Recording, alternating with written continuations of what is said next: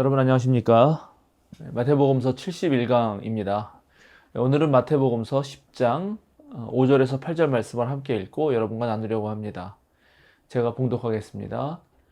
예수께서 이들 12를 내보내실 때 그들에게 이렇게 명하셨다.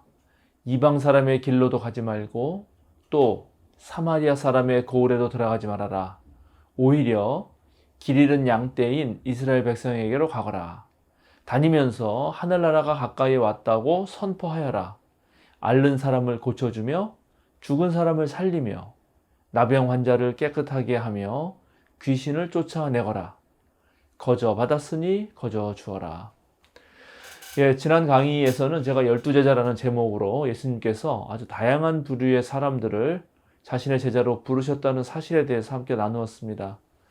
예수님께 제자로 부름받은 이들이 해야 하는 것은 당연히 스승이신 예수님께서 하신 일들을 이어나가는 그런 거죠. 그럼 이제 제자들은 어디로 가서 이런 일을 해야 하는 것일까요? 제가 지난 강의에도 말씀드렸지만 예수님께서 특별히 12를 부르신 이유는 이스라엘의 12지파를 상징하는 거였고, 그래서 오늘 우리가 읽은 본문을 보니까 예수님은 이 제자들을 이방 사람의 길이나 사마리아 사람의 고을에 가지 말라고 그렇게 말씀하시면서 먼저 길 잃은 양떼인 이스라엘 백성에게 가라고 말씀하십니다. 하늘나라의 복음을 전할 때 우선순위가 있다는 것입니다. 그러니까 먼저 전해야 될 곳이 있다는 거죠. 여기 이방 사람하고 사마리아 사람들이 같이 이방 취급 당한다는 것도 한번 주목해보고 넘어갈 필요도 있겠습니다. 우리는 산상설교에서 개에게 거룩한 것을 주지 말고 돼지에게 진주를 주지 말라는 예수님의 경고를 들은 적이 있습니다. 그 이유는 개나 돼지가 거룩한 것, 또 진주의 가치를 알아보지 못하고 도리어 사람을 해칠까 걱정하셨기 때문입니다. 만약에 예수님과 제자들이 유대인을 아예 제쳐놓고 먼저 이방인에 가서 복음을 전했다면 아마도 유대인들은 어느 누구도 예수님과 제자들의 말에 귀를 기울이지 않았을 것입니다. 왜냐하면 우선 유대인들은 스스로 자신들이 바로 하나님께 선택받은 백성, 특별한 백성이라고 하는 그런 자부심이 있었기 때문입니다. 그래서 만약 예수님이 먼저 이방 사람들을 찾아갔다면, 또 그 제자들이 이방 사람을 찾아갔다면 당연히 유대인들은 그들을 모두 이단으로 여기거나 이방인의 신에게 동조하고 마귀와 동맹을 맺은 사람들로 치부했을 확률이 높습니다. 그래서 예수님은 먼저 이스라엘로 가라고 말씀하십니다. 예수님도 유대인이고 예수님 부른 사람들도 거의 유대인이었기 때문에 먼저 유대인에게 가는 것이 또 선교에도 편하겠죠. 이방 사람들에게 간다 하더라도 이방 사람들이 유대인의 그런 종교적 어떤 전통, 또 유대인들이 와서 하는 얘기를 잘 듣기가 쉽지 않았을 것이기 때문입니다. 지금 이스라엘은 종교 정치 기득권자들의 어떤 실정으로 마치 길 잃은 양떼처럼 헤매고 있습니다. 정치 경제적으로는 로마의 속국이 되었을 뿐만 아니라 하나님을 믿는 신앙들도 흔들리게 되었고, 또 하나님의 백성이 지녀야 하는 정신이 자꾸 혼미해져 가는 그런 시대였습니다. 그래서 이스라엘 사회는 방향을 잃었고 백성들은 올바르게 사는 것이 도대체 무엇인지, 하나님 앞에서 바른 신앙을 갖는 것이 무엇인지 헷갈려 했습니다. 그래서 예수님은 우선적으로 이러한 이스라엘을 회복하시고자 했던 것입니다. 오늘날 우리 한국교회를 회복하는 일도 마태복음의 상황과 매우 비슷한 것 같습니다. 예수 그리스도를 전혀 모르고 기독교에 대해서 잘 알지 못하는 사람들을 전도하는 것, 그것도 매우 중요하지만 어떤 면에서 보면 먼저 해야 하는 일이 교회 안에 있는 우리들 자신의 신앙을 돌아보는 일이 아닐까 그렇게 생각해 봅니다. 예수님께서도 이미 있었던 모세의 율법을 더욱더 완전하게 그렇게 만드셨듯이 어떤 면에서는 우리가 가지고 있는 이 신앙을 더욱더 성숙시켜야 하는 그런 과제가 있다고 생각이 듭니다. 배타적이고 기복적이고 내세지향적이고 권위적이고 율법적이고 광신적이고 또 때때로 비상식적이고 교회의 외형적 성장만을 중요시하는 그런 신앙에서 이제는 사람을 품고 지금 현재 하나님 나라를 이뤄가고 민주적이고 상식적이고 균형 잡혀 있고 실제의 내실을 다지는 그런 신앙으로 아마 바뀌어야 할 것입니다. 우리 교회가 올바로 서지 못하면 세상에 많은 사람들을 교회로 불러 모은다 해도 오히려 교회의 혼란만 가중시킬 뿐입니다.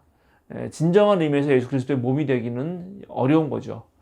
사실 교회가 제대로 서 있지 못했기 때문에 지금도 많은 교회 이탈자들이 생기고 냉담자들이 생기는 것입니다. 오늘날 세상에는 정말 참된 하나님 나라의 소식, 하늘의 지혜를 그런 원하는 사람들이 많이 있습니다. 문제는 그렇게 진지하게 신앙을 가지고 정말 교회 생활을 해보겠다, 하나님 제대로 믿어보겠다 하는 사람들이 갈 그런 마땅한 교회가 잘 보이지 않는다는 것입니다. 우리 생명사랑교회가 정말 그런 떠돌이 신자들 아니면 우리 그리스도교 복음에 관심 있는 분들을 잘 받아들이고 그들이 안착할 수 있는 그런 교회가 되려면 어떤 교회가 되어야 될까요? 무엇을 먼저 해야 될까요? 오늘 읽은 본문을 보니까 제자들은 처음 이스라엘 백성에게 갔지만 결국 모든 민족들을 선교의 대상으로 삼고 많은 이방인들이 주님의 집으로 몰려올 것 또한 기대하고 있습니다. 저도 우리 교회가 먼저 올바로 서서 많은 교인들이 우리 교회로 올 뿐만 아니라 처음 신앙을 가지려고 하는 이들도 전도할 수 있는 그런 교회가 되기를 정말 바라고 있습니다. 오늘 제자들은 하나님 나라가 도래한다는 사실을 전파하고 그것이 실제로 실현되는 것을 보여주기 위해서 앓는 사람들을 고쳐주고 죽은 사람을 살리고 나병 환자를 깨끗하게 하고 귀신을 쫓아냅니다. 이 네 가지가 뭐 비슷비슷하고 다 하나님의 능력을 보여준다 이렇게 그냥 말할 수 있겠지만 사실 좀 하나씩 살펴볼 필요가 있습니다. 앓는 사람을 고쳐주었다는 것은 원래 모든 존재가 마땅히 그렇게 존재해야 할 본래 모습, 그런 것을 회복한다는 거죠. 병든 사람이 건강하게 되는 것처럼 원래 하나님께로부터 받은 생명을 풍성히 누릴 수 있도록 해준다는 것입니다. 모두가 제 역할을 잘 감당하게 하는 거죠. 부모는 부모대로, 자식은 자식대로 각자에게 주어진 것들을 충실하게 해낼 수 있는 것을 뜻합니다. 죽은 사람을 살렸다는 것은 죽음의 세력과 싸움에서 생명을 살리는 세력이 이겼다는 걸 뜻합니다. 이 세상에는 함께 잘 살려고 서로 돕는 그런 사람들이 있는가 하면 자기가 살기 위해서 남을 억압하고 남을 짓밟아서 남을 죽이려고 하는 사람들도 있습니다. 경쟁 속에서 남을 누리고 이기면 마치 그것이 잘한 것이다라고 생각하는 그런 문화도 있습니다. 죽은 사람을 살렸다고 하는 말은 승자 독식의 사회가 아니라 모두가 함께 잘 사는 세상, 즉 생명이 넘치는 세상을 만들어갔다는 이야기죠. 나병 환자를 깨끗하게 하셨다는 것은 당시 율법 조문 때문에 이스라엘 백성의 모임에 들지 못하고 죄인 취급 받았던 사람들이 다시 이스라엘 회중 속으로 소속되었음을 보여줍니다. 오늘날도 이 땅에는 다양한 종류의 소수자들이 있죠. 다수에 의해서 외면당하는 사람들이 있습니다. 몸이 불편한 장애인들, 성소수자들, 노약자들, 이주민 노동자들을 비롯해서 여러 가지 이유로 대다수 사람들 사이에 끼지 못하고 소외되는 계층들이 있습니다. 그런 사람들을 품는 일이 바로 교회 일이라고 오늘 본문은 말해주는 것입니다.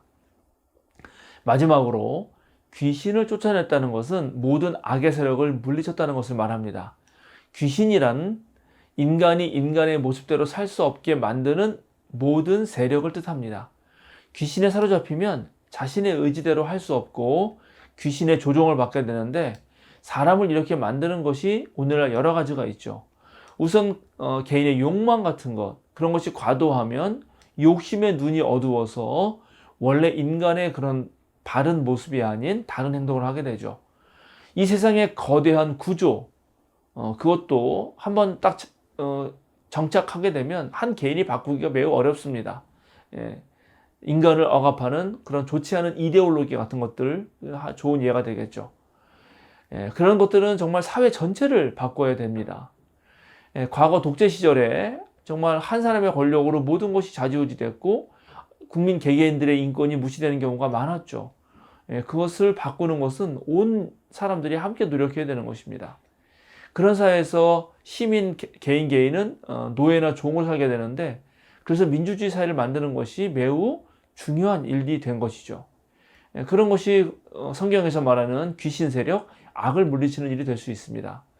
오늘날 마약 중독이라든가 알코올 중독이라든가 게임 중독처럼 변하는 세상 속에서 잘 적응하지 못할 때 어떤 것에 중독되기 쉬운데 이런 것들도 모두 인간을 피폐하게 만들고 이런 것을 몰아내는 일도 하나님 나라의 일이 되는 것입니다. 오늘 예수님은 제자를 파송하면서 마지막으로 이렇게 말씀하십니다. 거저 받았으니 거저 주어라.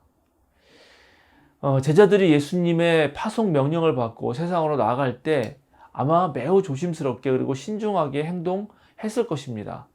왜냐하면 그들이 하는 전도가 다른 어떤 오해를 살 수 있을지 모르기 때문입니다. 저놈들 저거 하나님 나라 전한다지만 사실은 돈 벌려고 저러는 거 아닌가? 어떤 권력을 한번 잡아보려고 하는 거 아닌가? 무슨 다른 꿍꿍이가 있는 것 아닌가? 그렇게 오해를 살 수 있었겠죠. 제자들은 치료자로서 또 본래 타고난 생명으로 회복시켜주는 사람으로서 또 사람들에게 희망을 주는 그런 사람들이 되어야 했습니다. 그리고 이 모든 것이 대가를 바라고 하는 게 아니라 거저 주는 것이다 라는 것이었습니다. 오늘날 목회적 현실에서 우리 목사들도 자비량으로 그렇게 목회하는 분들도 제법 계시지만 그러나 현 사회가 너무 복잡하고 또 목회의 전문성 때문에 목회자들이 현실적으로 생활비를 다 마련하면서 목회하기는 쉽지가 않아서 교회 생활비를 받습니다. 그러나 목회자들이 교회 생활비를 받는다 하더라도 그런 대가를 받으려고 하는 것이 아니라 기본적으로 목회는 목회자 자신의 힘 또는 어떤 생활비를 벌기 위한 수단 그런 게 아니라 하나님께서 거저 주신 것을 받아서 그대로 거저 주는 그런 행위라고 할 수 있습니다. 교회도 마찬가지입니다. 교회 여러 활동은 어떤 대가를 바라면 안 됩니다. 교회를 유지하기 위한 최소한의 비용을 사용하고 나머지는 전부 하나님 나라를 위해 사용해야 되는데 그 모두가 하나님께서 거저 받은 것이다 라는 생각을 하고 거저 줄 줄 알아야 합니다. 그래서 교회가 너무 부자가 되는 거 그거 옳지 못합니다. 땅이나 건물 잔뜩 사놓고 통장에 엄청 많은 돈을 쌓아두는 것 그리고 그 이자 수입으로 교회가 살림을 유지하는 것 원칙적으로 옳지 않습니다. 모든 신앙인과 교회는 하나님의 은총으로 사는 것이라고 하는 그런 믿음을 확고하게 가져야 합니다. 그 믿음에서만이 하나님 만나고 하나님 체험할 수 있습니다. 돈에 의지하면 돈을 믿게 되고 사람의 능력에 의지하면 그 사람이 마치 하나님처럼 됩니다. 이 모두가 우상 숭배입니다. 만약에 우리 생명사랑교회가 성장해서 교인들도 많아지고 또 지금과 달리 교회 건물도 갖게 되고 그렇게 해서 좀 더 좋은 환경과 또 좋은 어떤 시설에서 예배하고 교육하고 선교하게 된다면 그거는 나쁜 일이 아닐 수 있죠. 그 자체로는 좋은 일일 수 있습니다. 그리고 또 부자교회가 되어서 가난한 사람들, 어려운 사람들을 많이 도울 수 있다면 더 좋을 것입니다. 그런데 그것보다 더 좋은 것은 늘 우리 생명사랑교회가 가난한 교회로 남아있는 것입니다. 헌금이 적어서 교인 수가 적어서 가난한 것이 아니라 헌금이 많이 들어오고 교인이 많아도 그것을 모두 다 이웃을 위해 사용하기 때문에 하나님 나라 선교로 전부 다 써버리기 때문에 가난한 교회 바로 그런 교회가 진짜 하나님의 교회일 것입니다. 부자 교회가 되고 싶은 욕망이 생길 때마다 머리 둘 곳 없이 늘 떠돌아다니면서 하나님 나라 사역을 하셨던 그런 예수님을 기억해야 됩니다. 정말 위대한 지적 능력과 로마 시민권이라고 하는 그런 엄청난 권리와 권력을 포기하고 평생 천막으로 생계를 유지하면서 그런 유럽 선교에 나섰던 바울 사도도 떠올려야 할 것입니다.